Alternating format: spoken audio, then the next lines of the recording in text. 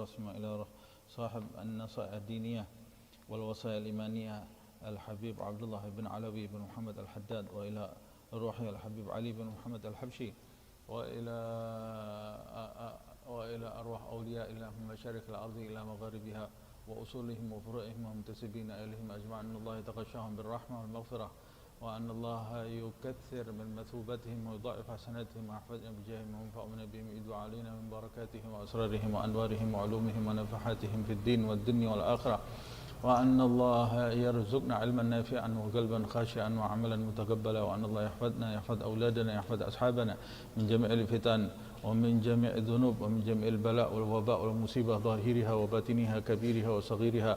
يفتح علينا فتوح العارفين وفتوح المطلق فتوح المبين، ويطول أعمارنا في صحة وعافية، ويختم لنا بالحسنى وعلانية وبنية الشفاء لأخينا كي هجي مصطفى بن عبد الهادي ومحمد أزريل بن زهرودين.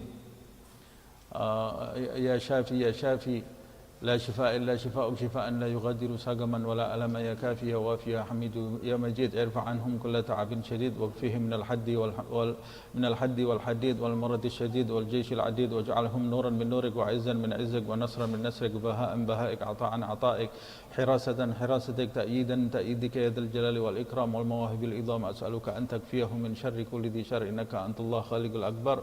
صلى الله على سيدنا محمد وعلى آله وصحبه وسلم. من سر الفاتحة.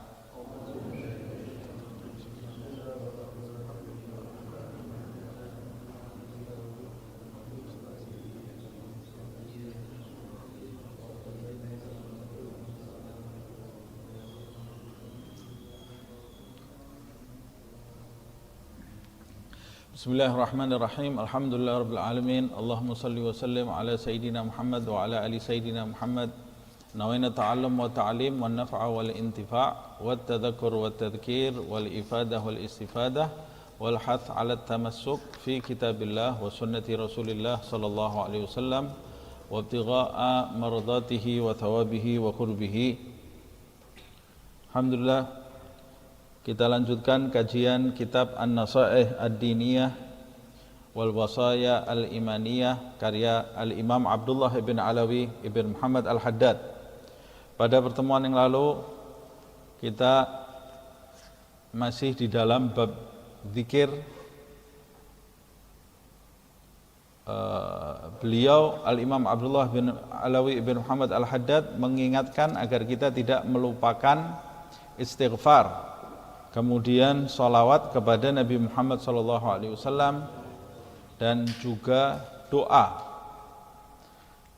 Yang sudah kita bahas istighfar, dan terakhir pembahasan kita masalah salawat, terakhir halaman 238 ya. Jadi sekarang 239. Terakhir, waqad warada fi salam alaihi al-mudha'afa fi salam minallah 10 marrat 'alal musallim alaihi kama warada fi salah. Pembahasan kita terakhir, beliau juga memerintahkan kita juga mengucapkan salam kepada Nabi Muhammad sallallahu alaihi wasallam. Ma min ahadin yusallim alaihi illa raddallahu alaihi ruhahu asy-syarifata hatta yarudda alaihi. Siapa yang mengucapkan salam kepada Nabi Muhammad SAW, maka Allah Subhanahu wa Ta'ala pun akan mengembalikan ruh Rasulullah SAW ke dalam jasadnya, ruhnya yang mulia itu, hingga beliau SAW menjawab salam orang yang mengucapkan salam kepadanya. Dan juga dalam riwayat disebutkan salam kepada Nabi Muhammad SAW itu dibalas 10 kali lipat salam juga dari Allah Subhanahu wa Ta'ala, seperti halnya Allah membalas sholawat kepada Nabi satu kalinya dengan 10 kali. Kemudian berikutnya, wa qala alaihi salatu wassalamu raghima anfu rajulin dzukirtu indahu falam yusalli alayya. Allahumma salli ala sayyidina Muhammad wa ala ali sayyidina Muhammad. Rasulullah SAW mengatakan raghima anfu rajulin, terhinalah atau celakalah. Raghima anf itu istilah hinanya seseorang. Raghima anf itu hidungnya berdebu seperti orang yang didorong hingga jatuh wajahnya mengenai tanah. Ya, itu istilah untuk orang yang hina atau orang yang celaka. Kata Rasulullah SAW, terhinalah atau celakalah orang. Siapa mereka? Orang-orang tersebut yang hina ya Rasulullah. Rajulun au rajulin dzukirtu indahu falam yusalli alayya. Seseorang yang aku disebut di hadapannya, di sisinya, tetapi dia tidak bersolawat kepadaku, kata Rasulullah SAW. Allahumma sholli ala sayyidina Muhammad wa alihi wasallam. Jadi setiap disebut nama Nabi Muhammad SAW, Nabi meminta umatnya setiap disebut nama Rasulullah SAW, lisannya berdentang, langsung bersolawat kepada Rasulullah SAW. Dan itu ciri-ciri orang yang beruntung. Kalau Nabi mengatakan orang yang celaka adalah orang yang disebut namanya tidak bersolawat, berarti setiap orang yang terbiasa lisannya pada saat disebut nama Nabi Muhammad SAW, lisannya langsung kotan bersolawat kepada Rasulullah SAW, itu berarti ciri-ciri orang ini orang yang beruntung. Orang yang beruntung. Nah, kalau kita mau mencapai keberuntungan, maka kita harus menempuh jalan keberuntungan tadi. Kalau kita mau mencapai keberuntungan, maka kita harus memiliki ciri-ciri orang yang beruntung. Sama seperti ketika kita mau jadi orang pandai, maka kita harus menempuh jalannya yang ditempuh oleh orang-orang yang pandai. Kalau kita mau jadi orang pandai, kita juga harus punya ciri-cirinya orang pandai. Kalau kita mau jadi orang yang berhasil dalam usaha, kita harus menempuh jalannya orang-orang yang berhasil dalam usaha. Harus punya ciri-cirinya orang yang berhasil dalam usaha itu bagaimana? Nah, kalau kita mau mencapai keberuntungan, yang dimaksud keberuntungan di sini bukan sekedar keberuntungan lahiriah, tapi juga keberuntungan batiniah. Bukan cuma keberuntungan jasmaniah, tapi juga keberuntungan rohaniyah.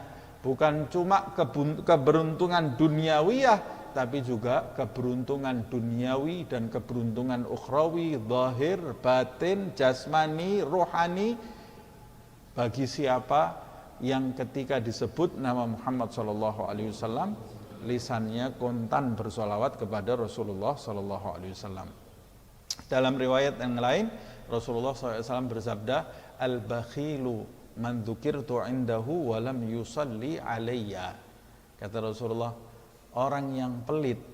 Orang pelit itu, kalau pengertian kita, orang pelit itu siapa? Orang pelit itu orang yang tidak mau membagikan apa yang dia miliki kepada orang lain. Itu orang pelit. Bahasa Arabnya bakhil. Bahasa Indonesia sekarang sudah masuk ke bahasa Indonesia juga ya, bakhil. Bakhil, orang yang bakhil itu orang punya sesuatu, kelebihan, dia tidak mau berbagi kelebihan tadi kepada orang lain.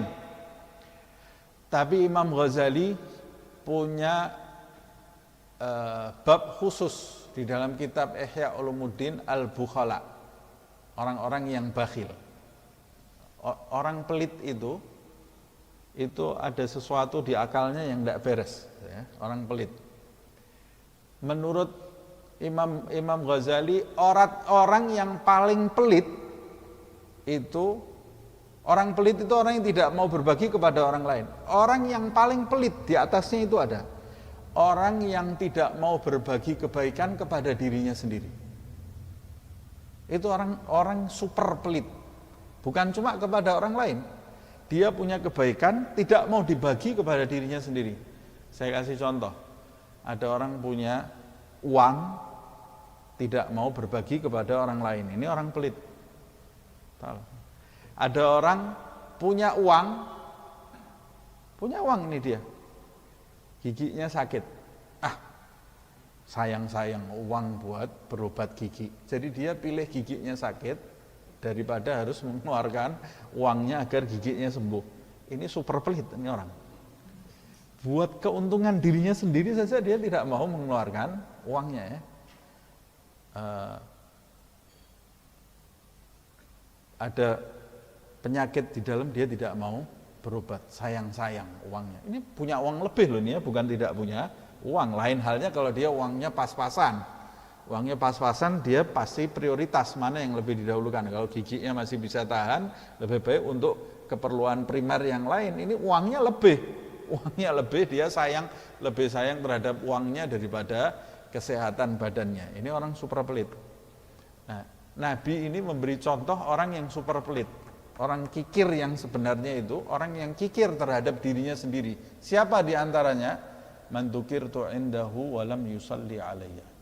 Siapa yang namaku disebut di depannya, dia kikir, tidak mau bersolawat kepadaku, padahal solawat kepadaku itu mendatangkan 10 kali rahmat Allah kepada dirinya.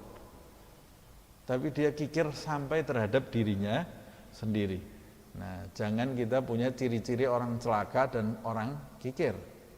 Berarti orang yang beruntung dan orang yang dermawan terhadap dirinya, memperhatikan kondisi dirinya nanti di akhirat adalah orang, ciri-cirinya orang yang disebut nama Nabi Muhammad SAW, lisannya langsung lancar bersolawat kepada Rasulullah Sallallahu Alaihi Wasallam. Semoga Allah menjadikan kita termasuk ahli solawat kepada Rasulullah Sallallahu Alaihi Wasallam, termasuk orang yang beruntung fid din wa dunya wal akhirah insyaallah.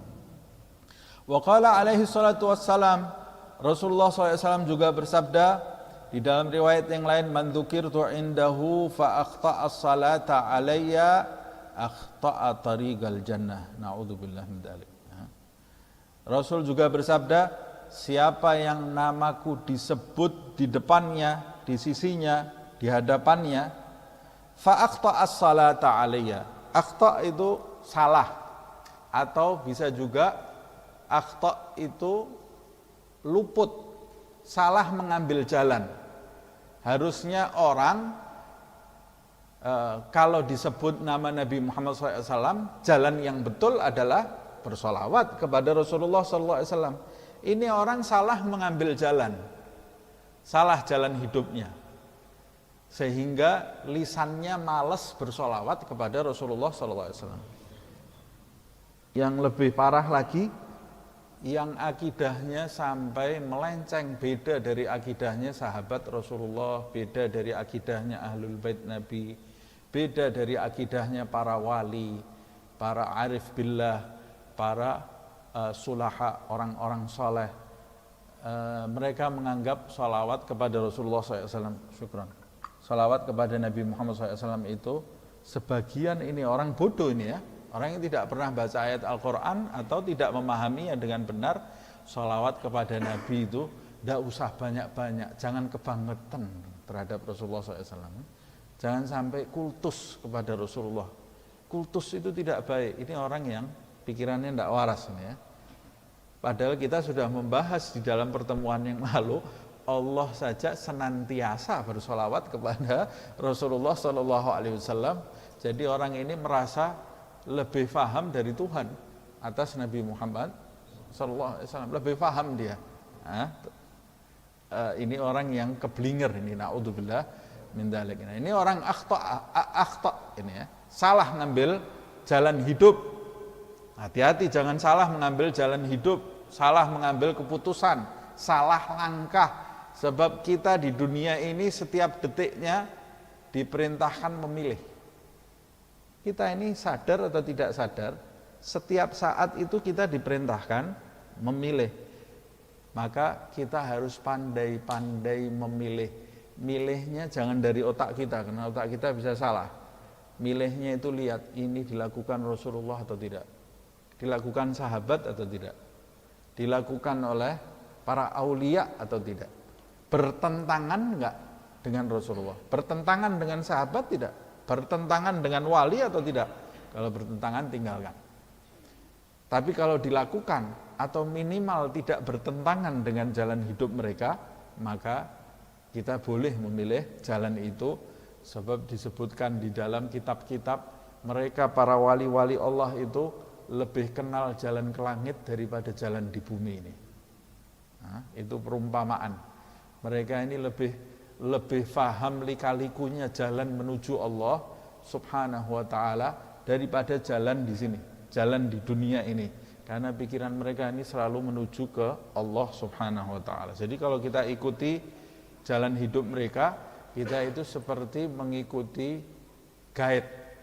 Kalau jalan di bumi kita mau keluar negeri atau keluar kota, belum pernah kita ke tempat itu, kita pasti perlu guide, perlu penunjuk jalan. Kalau enggak, kita bisa tersesat. Minimal bisa salah jalan sehingga minimal memperlambat sampainya kita ke tujuan. Apalagi kalau jalannya harus melewati hutan, ada jurangnya, ada binatang buasnya, salah-salah kita tidak sampai di tujuan, digigit sama binatang buas, digigit ular, bisa mati kita di tengah jalan. Nah kalau di dunia saja kita mau pergi ke luar negeri, kita pasti tanya kepada orang-orang yang sudah pernah pergi ke tempat itu. Syukur-syukur kalau ada teman yang faham jalannya, lebih tenang kita. Ini jalan di dunia, bagaimana jalan menuju kepada Allah Subhanahu wa taala. Jalannya tidak kelihatan, jalannya tidak terlihat. Nah, itu bukan jalan yang dilalui dengan fisik, tapi jalan yang dilalui dengan rohani. Kalau kita tidak punya panutan dalam jalan ini, tidak punya penunjuk jalan, salah-salah kita diterkam setan di tengah jalan, diterkam hawa nafsu kita, ditelan gemerlap dunia, ditelan gemerlap ego, belum sampai kepada Allah, mati kita di tengah jalan. Kalau mati di bumi ini matinya cuma sekali, tapi kalau mati rohaninya, mati hatinya, la yamutu fiha wala yahya, matinya berkali-kali nanti ini ya. Naudzubillah min dzalik. Jadi jangan urusan agama pakai akal sendiri.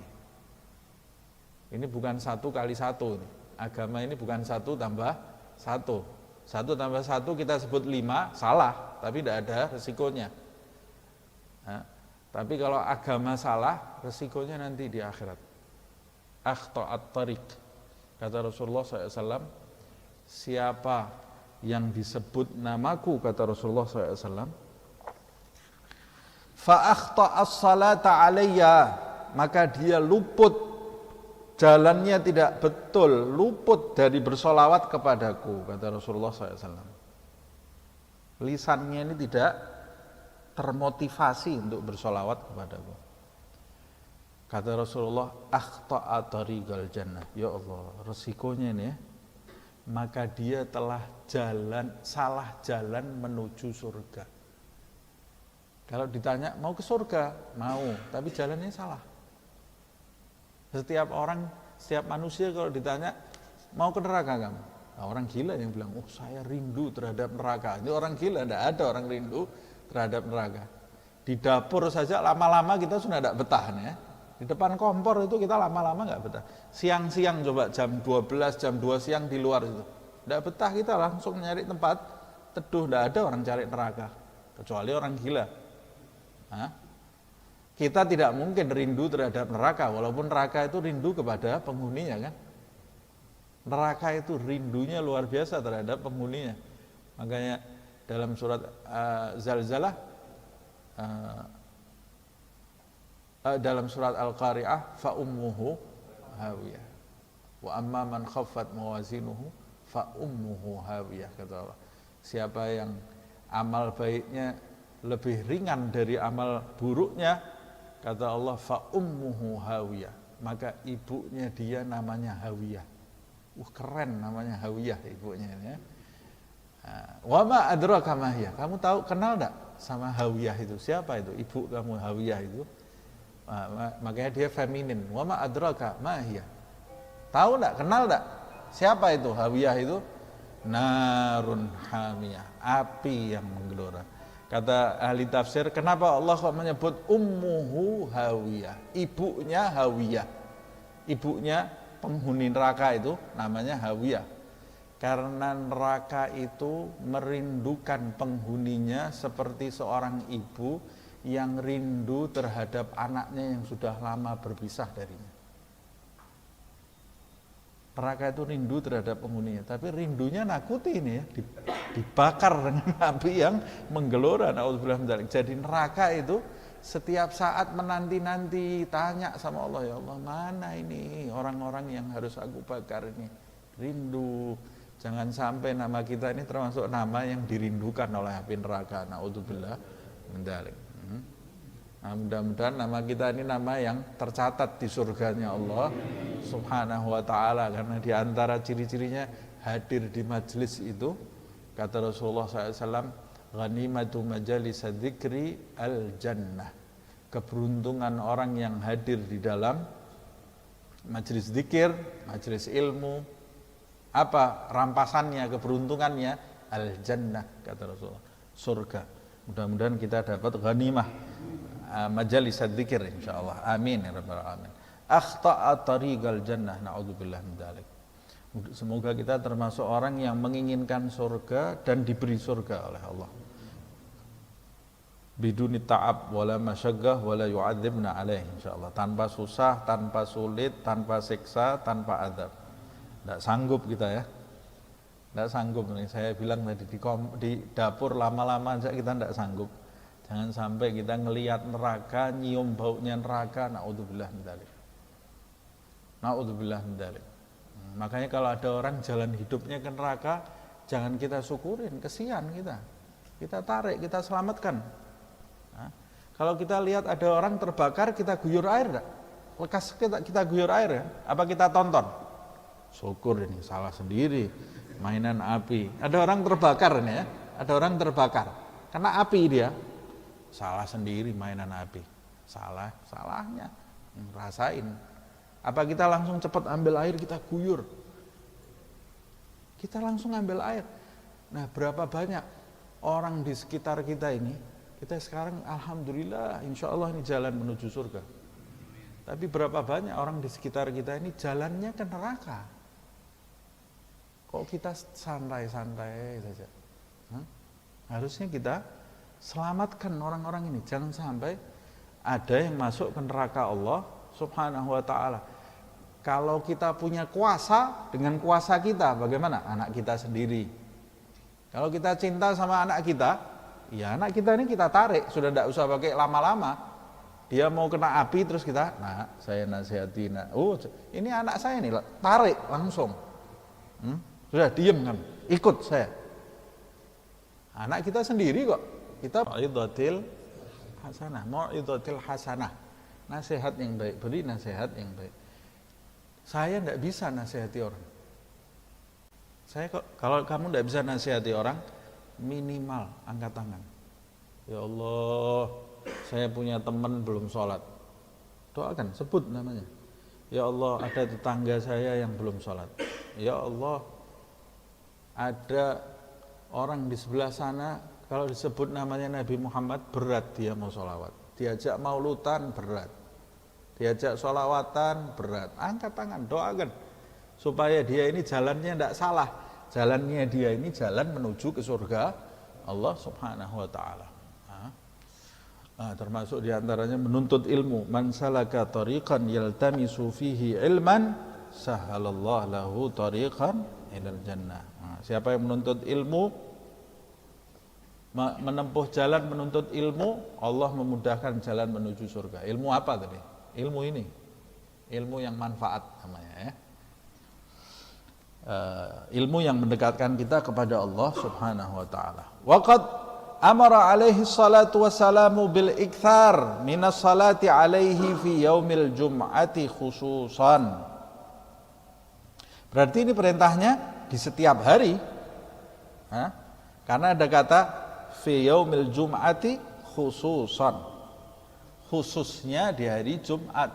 Berarti perintahnya Nabi itu sholawat sebanyak-banyaknya. Rasulullah itu memerintahkan umatnya bil ikthar minas salati alaih, supaya umatnya itu bersolawat sebanyak-banyaknya kepada Nabi Muhammad SAW, khususnya di hari Jumat.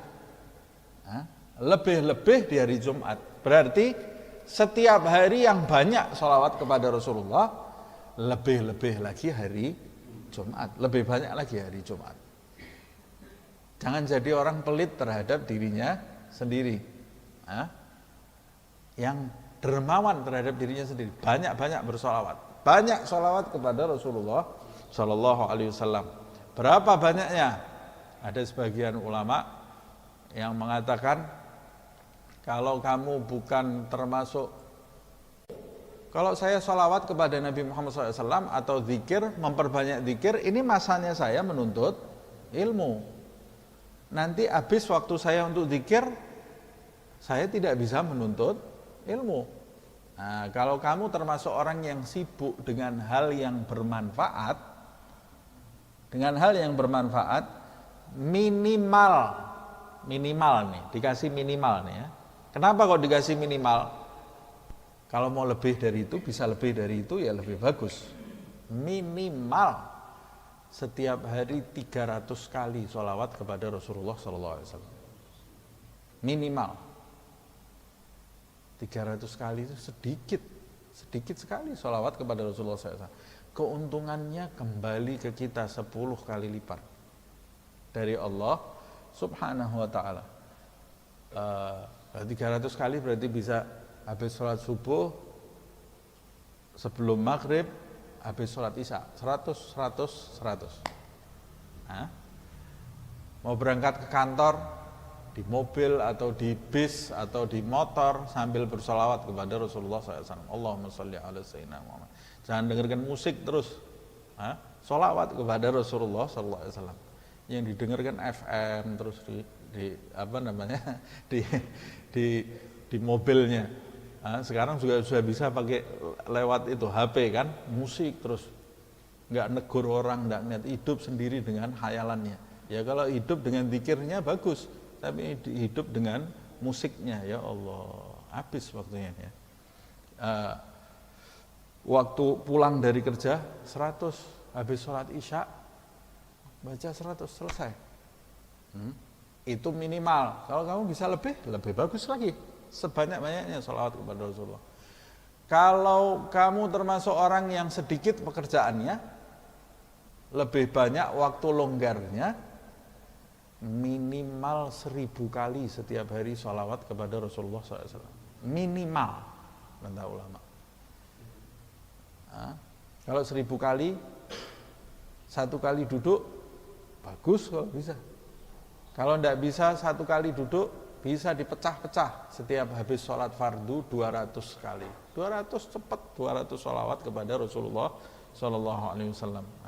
Sebagian ulama ada yang bersholawat sampai 3000 kali setiap hari.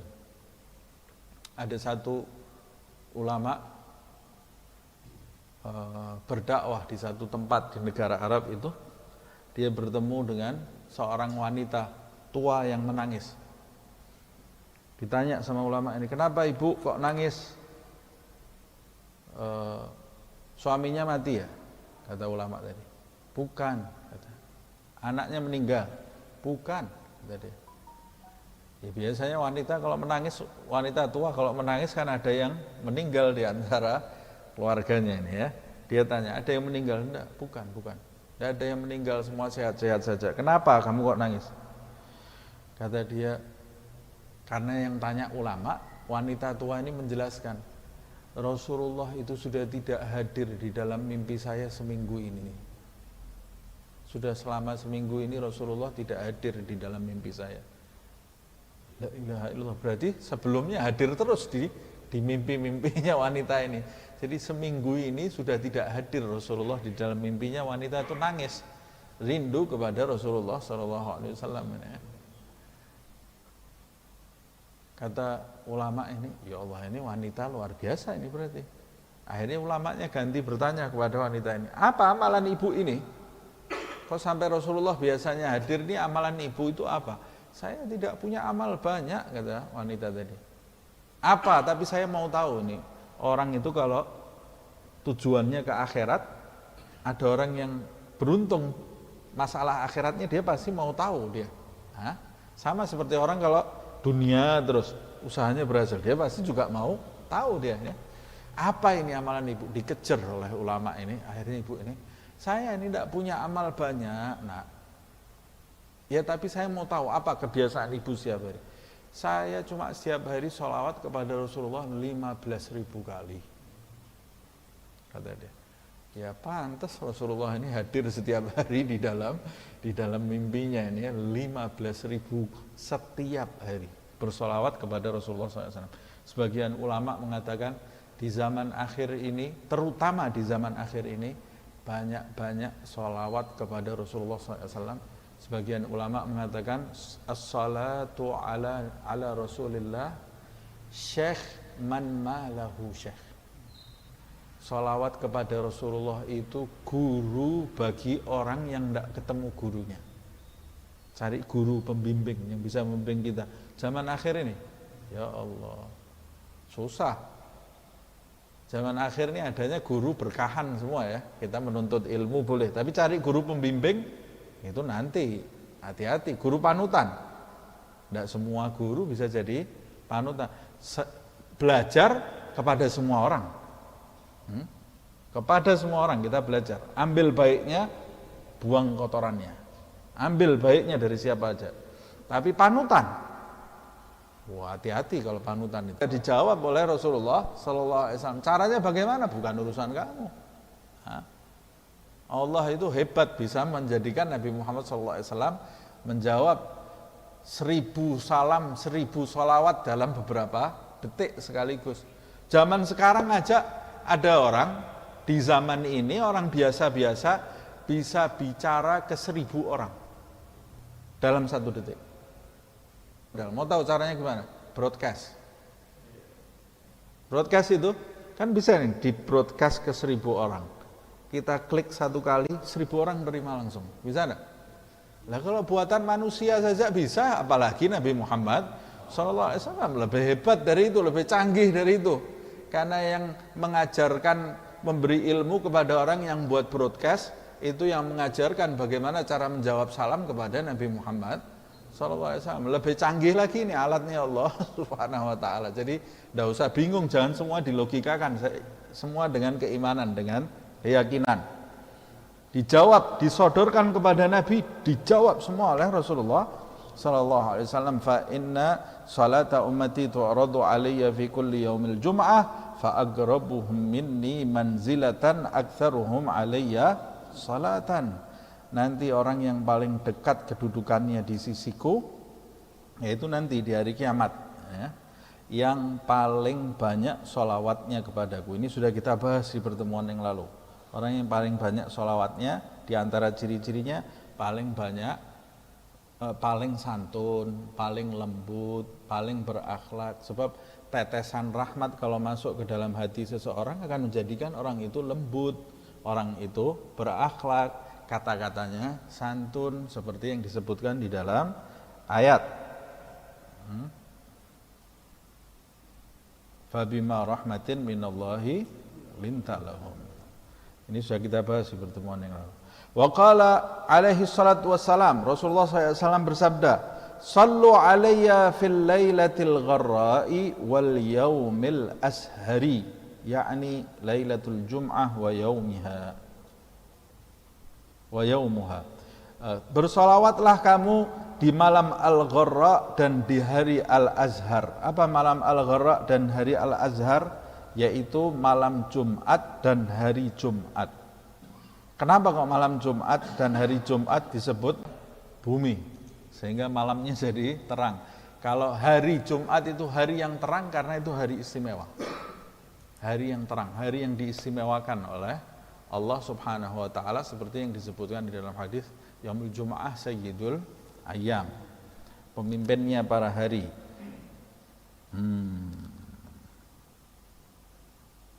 Lailatul Jum'ah wa yaumuha.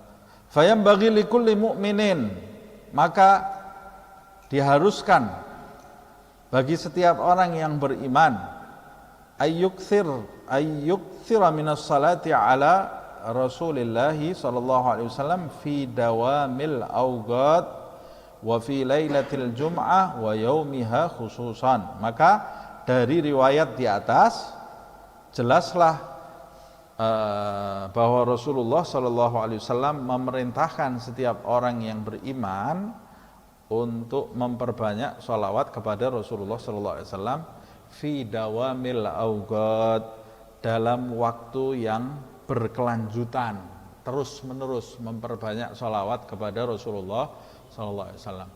Punya waktu untuk zikir yang lain dan memperbanyak sholawat kepada Rasulullah Shallallahu Alaihi Wasallam semampu kita. Seperti yang saya sebutkan, minimal 300 kalau kita sibuk, atau 1000 kalau kita ini punya waktu longgar. Setelah itu mau lebih juga bagus.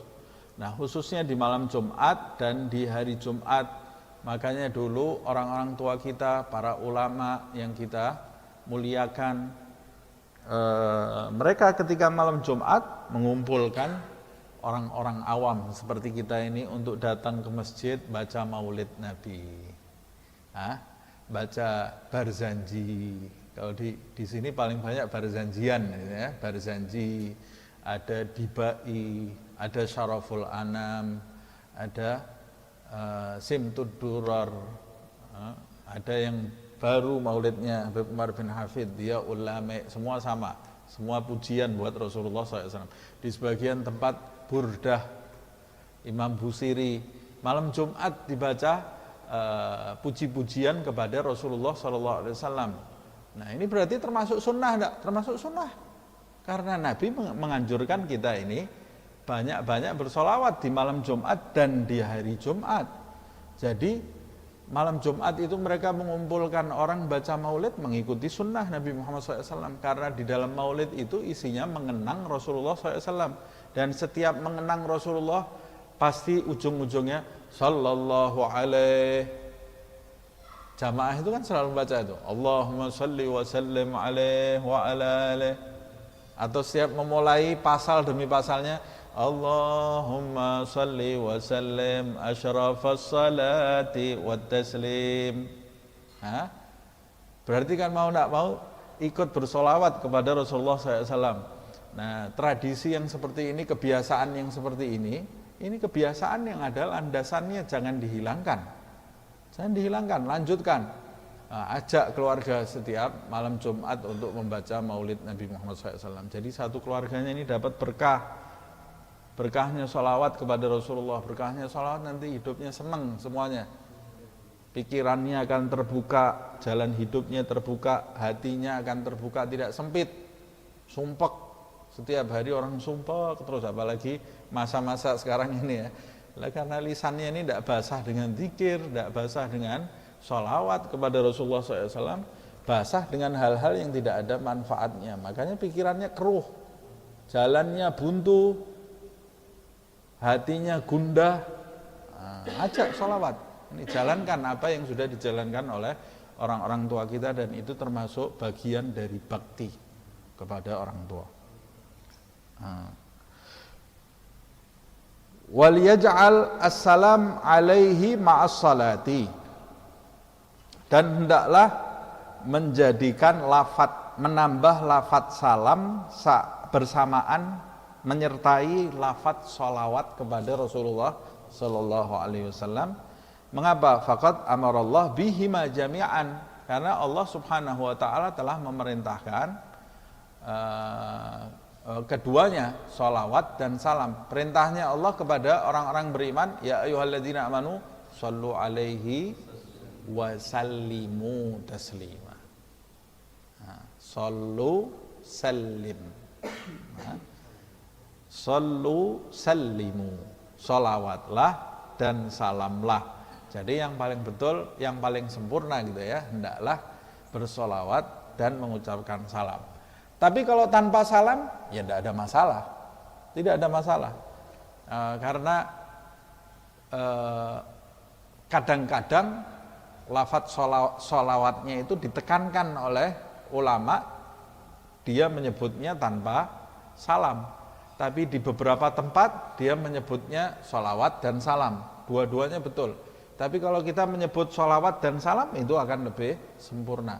Tapi kalau kita mendapat sighah sholawat dari seorang ulama, atau dari sebuah riwayat hadis, riwayat hadis Rasulullah SAW, sighah salawat atau dari sahabat atau dari tabi'in atau dari seorang wali dapat lafadz sholawat gitu ya.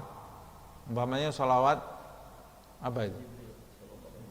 Sallallahu ala Muhammad, atau Allahumma salli ala sayyidina Muhammad tibbil qulub wa dawaiha wa afiyatil abdan wa shifaiha wa nuril absar wa diyaiha wa ala alihi wa sahbihi. Tidak pakai wasallam. Umpama ini ya, tidak ada wasallamnya. Kita tambahi sendiri, wasallam. Boleh enggak? Ya boleh, sah-sah aja.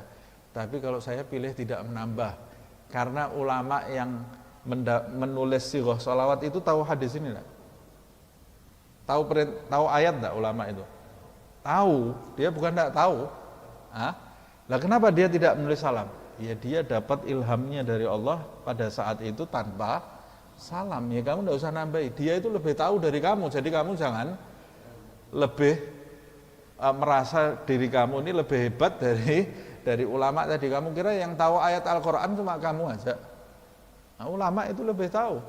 Seperti umpamanya Ratibul Haddad. Di Ratib Haddad itu ada sighah sholawatnya tidak pakai al. Nanti kita akan baca ini ya. Kita akan baca ini. Sholawat itu juga dianjurkan pakai menyebut al keluarga Nabi. Tapi di Ratibul Haddad, Allahumma salli ala Muhammad, Allahumma salli alaihi wasallim. Ada orang yang ini tidak pakai al.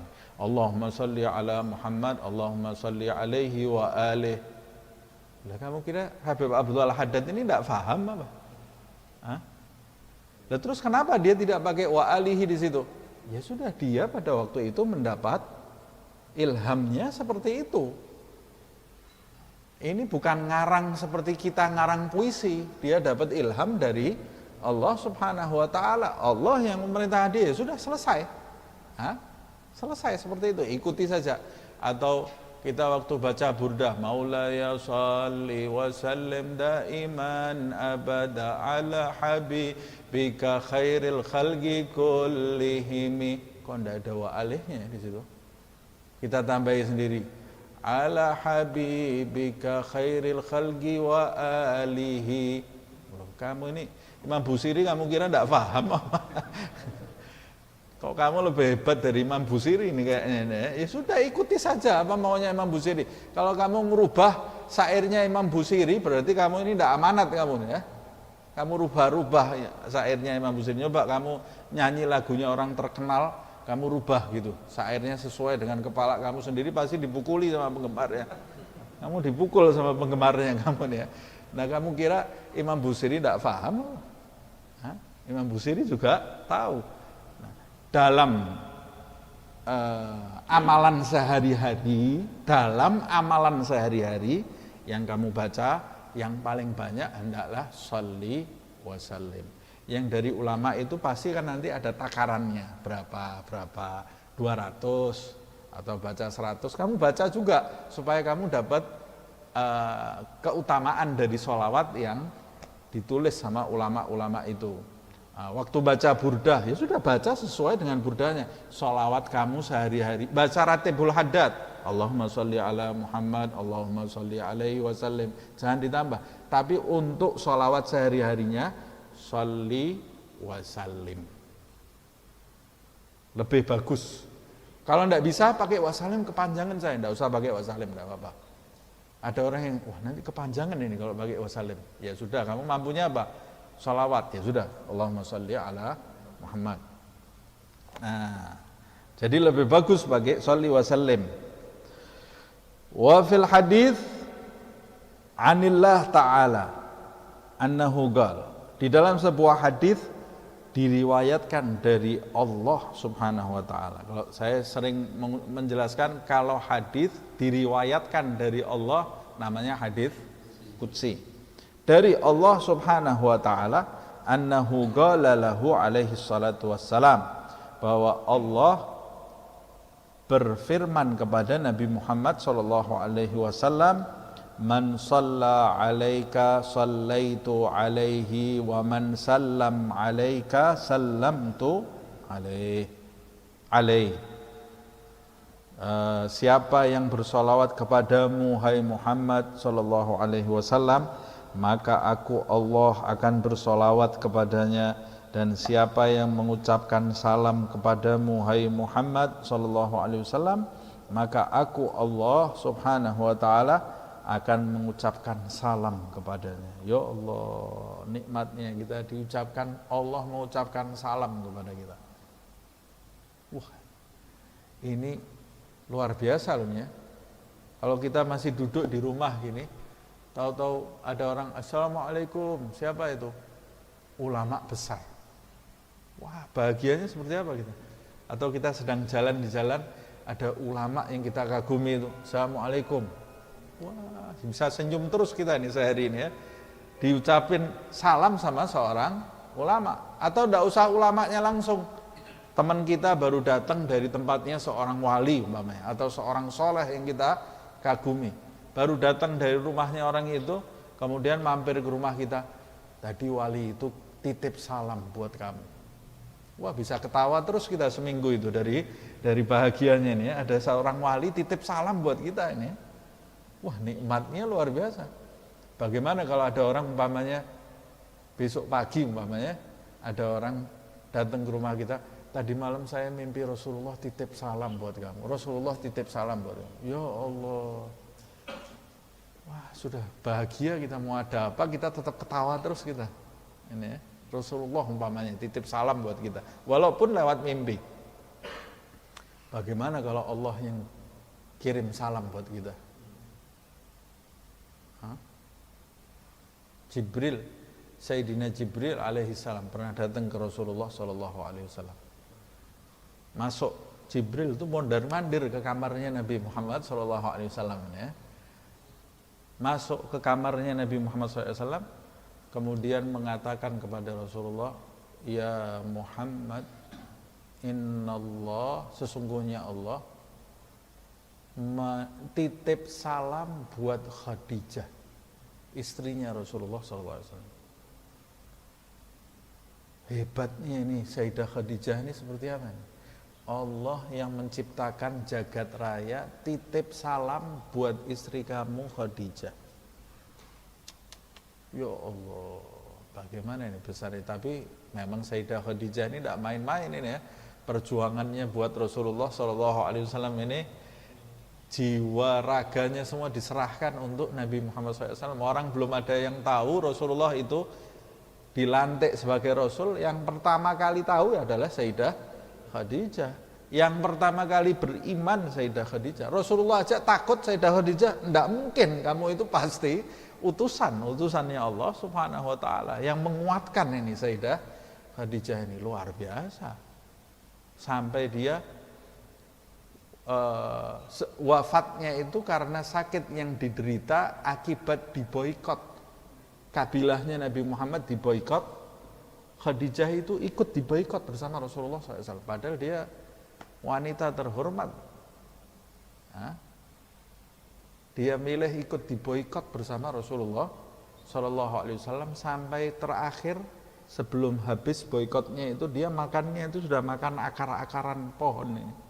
Batangnya pohon yang dimakan sampai sakit. Habis itu setelah boikot itu beberapa waktu meninggal.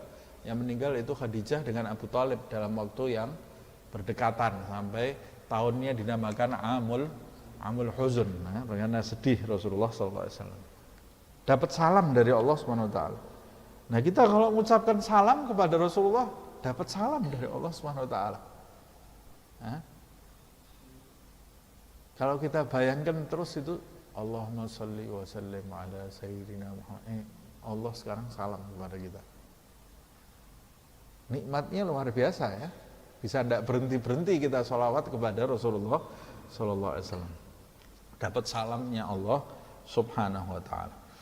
Wa yanbaghi liman shalla wa sallama ala nabiyhi ay yusalliya wa yusallima ala alihi ba'dahu. Nah, ini lihat ini. Ini yang saya singgung tadi.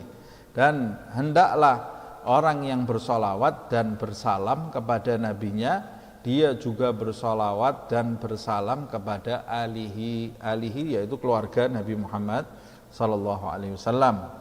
alun nabi itu kalau dalam ilmu fikih, alun nabi itu menurut madhab Syafi'i Banu Hashim fi magamiz zakah, dalam masalah zakat yang disebut dengan alun nabi itu adalah Banu Hashim dan Banu Muttalib.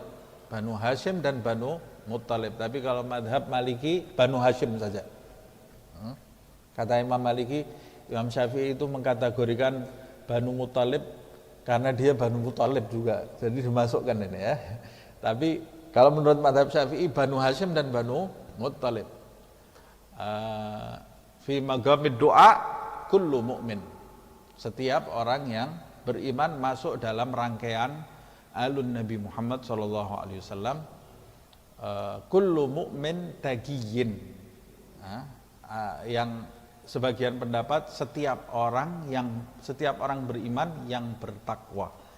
Dalam pendapat yang lain, setiap orang yang beriman walaupun ahli maksiat. Pokoknya dia kalau beriman masuk dalam alun Nabi Muhammad SAW. Tapi sebagian berpendapat al di sini adalah makna yang khusus, yaitu keluarga Nabi Muhammad SAW yang khusus. Itu yang disebut dengan ahlul kisah, istri-istri Nabi Muhammad SAW dan keturunannya yang disebut di dalam ayat sebagai ahlul bait. Tapi sebagian besar ulama berpendapat al itu Banu Hashim dan Banu Muttalib, dan juga sebagian yang lain seluruh orang yang beriman. Kenapa seluruh orang yang beriman termasuk dalam rangkaian al? Karena di ayat juga disebutkan wa azwajuhu ummahatuhum, karena istri-istrinya Nabi itu ibunya seluruh orang yang beriman. Makanya istri-istrinya Nabi Muhammad itu setelah Nabi wafat tidak ada satu laki-laki pun yang boleh menikahi istrinya Nabi Muhammad SAW. Karena Allah berfirman wa azwajuhu ummahatuhum, istri-istri beliau SAW adalah ibunya orang yang beriman. Makanya istrinya Nabi disebut ummahatul mukminin. Jadi ibu kita semua ini, istri-istrinya. Aisyah itu ibu kita, Hafsah ibu kita. Kalau kita anaknya berarti kita keluarganya Nabi Muhammad SAW. Ya. Nah, jadi semua masuk ke dalam alun Nabi Muhammad SAW. Boleh ngambil pendapat macam-macam di antara ulama. Fa innahu alaihi salatu wassalam yuhibbu lahum dzalika. Karena Rasulullah SAW lebih suka terhadap sholawat yang setelah itu diikut sertakan keluarganya, alun Nabi Muhammad SAW. Waqad waradat bihil ahadits, dan telah diriwayatkan pula di dalam beberapa hadis. Waja'a fi ba'dil athar, dan di dalam athar yaitu riwayat hadis, annas salatal lati la yusalla fiha 'alal al tusamma salatal batra. Dalam sebuah riwayat disebutkan sholawat kepada sholawat yang di dalamnya tidak disertakan sholawat kepada kepada keluarga Nabi Muhammad SAW, maka dinamakan sholawat tersebut adalah sholawat al-batra. Apa al-batra? Al-batra itu yang mandul, sholawatnya mandul ya. Dalam ayat disebutkan apa? Inna syani'aka huwal abtar. Batra, abtar, ini satu akar kata kan? Batra, sholawatnya mandul. Maksudnya mandul tidak sampai ini sholawatnya ini ya, karena dia sholawat kepada Nabi tapi tidak bersolawat kepada keluarga Nabi. Jadi kalau kita sholawat yang sehari-hari, lebih bagus kalau kita menyebutkan as-salah, as-salam, dan juga menyertakan alun Nabi Muhammad SAW. Dalam sebuah riwayat yang disampaikan oleh Al-Imam Abdullah bin Al-Haddad dalam riwayat yang sangat lemah ya. Dalam hadis disebutkan la tusallu alayya salatul batra. Rasulullah berbicara kepada sahabat, ya Rasulullah, Rasulullah berkata, jangan bersolawat kepadaku dengan solawat yang mandul. Sahabat tanya, kaifa salawatul batra ya Rasulullah? Solawat mandul itu bagaimana ya Rasulullah? Antusalli alayya wa lam tusalli ala al. Kamu bersolawat kepadaku tapi tidak bersolawat kepada keluargaku. Nah, itu ada riwayatnya. Berarti solawat yang lengkap sehari-hari, Allahumma salli wa sallim ala sayyidina. Mau pakai sayyidina boleh? Enggak boleh. Kalau Imam Syafi'i pakai sayyidina, karena lebih menunjukkan pengagungan terhadap Rasulullah sallallahu alaihi wasallam. Allahumma salli wa sallim ala sayyidina Muhammadin wa ala ali sayyidina Muhammad. Wa ala alih boleh juga. Ustaz, saya mau nambah wa ashabihi boleh. Nah, yang harus dijaga itu salli sallim alun Nabi Muhammad sallallahu alaihi wasallam. Mau ditambah lagi wa ashabihi wa azwajihi wa dzurriyyatihi wal ulama wal auliya, mau tambah 3 baris enggak apa-apa. Nah, mau ikut nyertakan keluarga kita juga tidak ada masalah. Mau menyertakan nabi-nabi juga boleh. Allahumma shalli ala sayyidina Muhammad wa Adam wa Musa wa Isa wa semua mau disertakan di situ boleh juga. Boleh, tidak ada salahnya, tapi tidak selesai nih sholawatnya. Tapi sholawat yang dijaga yang sehari-hari seperti yang dijelaskan ini oleh Al-Imam Abdullah bin Al-Haddad. Salamnya boleh ditaruh di akhir juga. Umpamanya Allahumma shalli ala sayyidina Muhammadin wa ala alihi wa sallim, bisa juga. Nah, bisa seperti itu. Nah, di antaranya kita bersolawat ini, kalau kita bersolawat dengan rindu, nanti Allah bisa mengaruniai kita mimpi Nabi Muhammad SAW. Rasulullah menyebutkan di dalam sebuah riwayat, man ra'ani fil manam fasayarani fil yaqadhah. Siapa yang melihat aku di mimpinya, nanti suatu saat dia akan melihat aku dalam keadaan terjaga. Kata sebagian ulama, minimal dia akan melihat Nabi dalam keadaan terjaga sebelum meninggal. Wah, sebelum meninggal itu bukan minimal itu ya. Yang kita tunggu-tunggu. Bayangkan kalau kita Israel mau datang, kita lihat dulu Nabi Muhammad SAW. Kira-kira Israel berani macam-macam enggak ini datangi Nabi Muhammad SAW? Minimal ini, lihatnya dalam keadaan terjaga. Asal ketika mimpi Nabi itu kita tidak menjadi sombong, tidak disiar-siarkan ke orang, cerita kemana-mana terus kita besar kepala, enggak. Karena mimpi Nabi itu bisa juga istidraj. Kalau kita ceritakan ke orang, kita bisa sombong, kemudian kita bersandar kepada mimpi itu, jadi berbuat hal-hal yang tidak baik, yaitu namanya istidraj itu.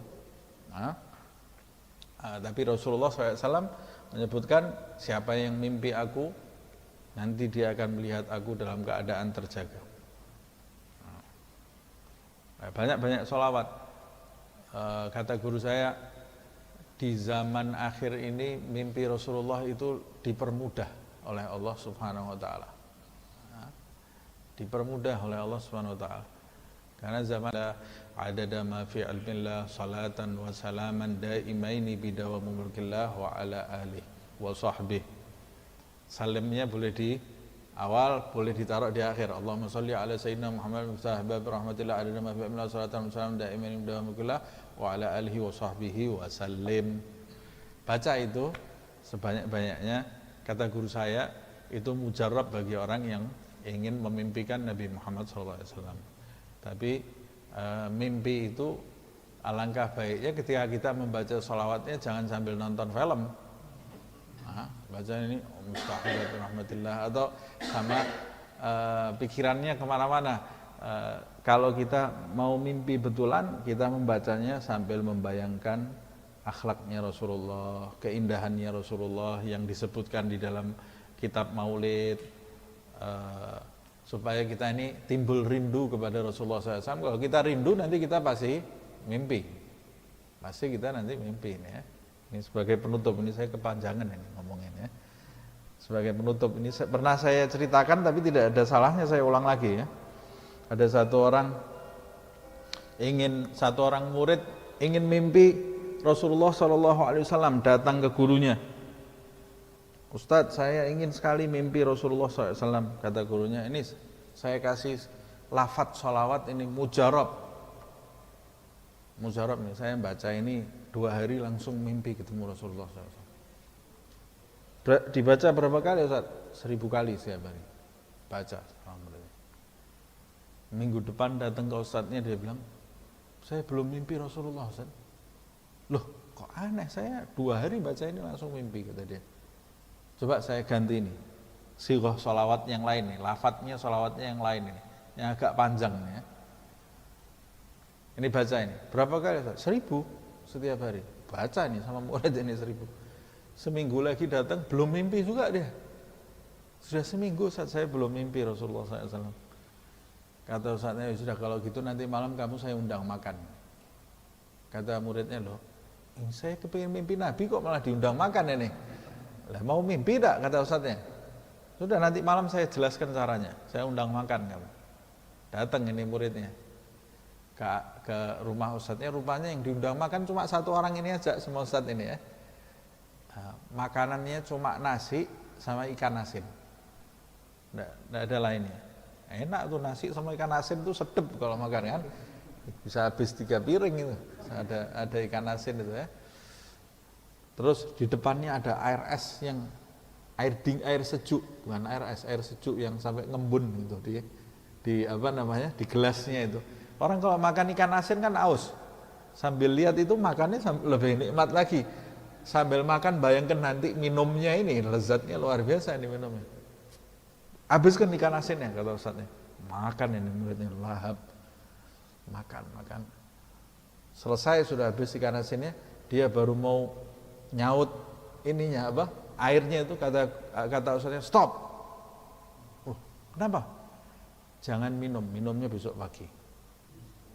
Waduh, ini ngelak ini di sini. Hausnya luar biasa ini. Ini ilmu apa lagi ini? Mau minum enggak boleh ini. Haus luar biasa dia. Kata dia, Ustaz, haus Ustaz, kata dia. Kata gurunya, mau mimpi Nabi enggak? Mau, jangan minum. Minumnya besok pagi. Ke kiri, ke kanan, ke kiri. Lama dia di tempat tidur itu. Gerak terus dia di tempat tidur itu. Sampai lama-lama karena dia kelelahan juga, lama-lama tertidur. Mimpi dia. Mimpi ustadznya datang bawa air es. Bukan mimpi Nabi tapi ya. Mimpi ustadznya ini datang bawa air es ini dia ini ya. Bukan mimpi Nabi Muhammad ya. Habis itu diguyur dengan air es ini dia. Bangun, seperti berasa betul dia terkena air es itu. Dia bangun, ustadznya sudah ada di depan dia. Nah, mimpi kan kamu, kata ustadznya. Mimpi apa Ustadz? Kata dia. Mimpi apa kamu? Mimpi Ustadz datang saya diguyur air es. Ini hausnya luar biasa nih saya, kata muridnya. Nah, itu pelajaran buat kamu. Kalau rindu kamu kepada Rasulullah seperti rindu kamu terhadap air es semalam, setiap malam kamu akan mendapati Rasulullah hadir di dalam mimpimu, kata dia. Nah, kamu baca sholawat sama pikiranmu melayang kemana-mana, tidak ada rasa rindunya kepada Rasulullah SAW, tidak punya rasa rindu kepada Nabi Muhammad SAW, tidak ada percikan cinta kepada Rasulullah SAW. Bagaimana Rasulullah hadir di dalam mimpimu? Karena biasanya yang hadir di mimpi kita itu ya yang sering kita ingat-ingat, yang sering kita rindukan, yang sering kita cintai, kita sebut, itu yang hadir di dalam mimpi kita. Jadi makanya pada intinya sholawat itu harusnya, kenapa sih orang baca sholawat? Ulama, sholawat ini mujarab, siapa yang membaca bisa cepat mimpi ketemu Rasulullah. Kok saya baca enggak ya? Maksudnya mujarab di situ, mujarab bagi ulama itu menambah rasa rindu di hatinya kepada Rasulullah Shallallahu Alaihi Wasallam, rasa cintanya kepada Nabi Muhammad, sehingga dia lebih lekas menghadirkan Nabi di dalam mimpinya. Nah, semoga Allah Subhanahu Wa Taala menimbulkan rasa rindu, rasa cinta di dalam hati kita kepada Nabi Muhammad Shallallahu Alaihi Wasallam, yang memudahkan lisan kita, membasahi lisan kita untuk selalu bersolawat dan bersalam kepada Rasulullah Shallallahu Alaihi Wasallam. Solawat yang mendatangkan kebaikan, keberuntungan, keselamatan lahir, batin, dunia, akhirat, dan menjadikan kita sebelum wafat memimpikan Nabi Muhammad Shallallahu Alaihi Wasallam berkali-kali dan menemuinya dalam keadaan terjaga. Rasulullah ridho kepada kita, dan nanti di akhirat kita dikumpulkan bersama-sama Nabi Muhammad Sallallahu Alaihi Wasallam di surga Firdaus Allah Subhanahu Wa Taala yang tertinggi tanpa didahului hisab, fitnah, siksa dan adab. Begitu pula kedua orang tua kita, pasangan hidup kita, anak-anak kita, saudara-saudara kita, kerabat-kerabat kita, sahabat-sahabat kita, tetangga-tetangga kita, dan seluruh umat Nabi Muhammad Sallallahu Alaihi Wasallam. Amin ya rabbal alamin. Bisirril Fatihah.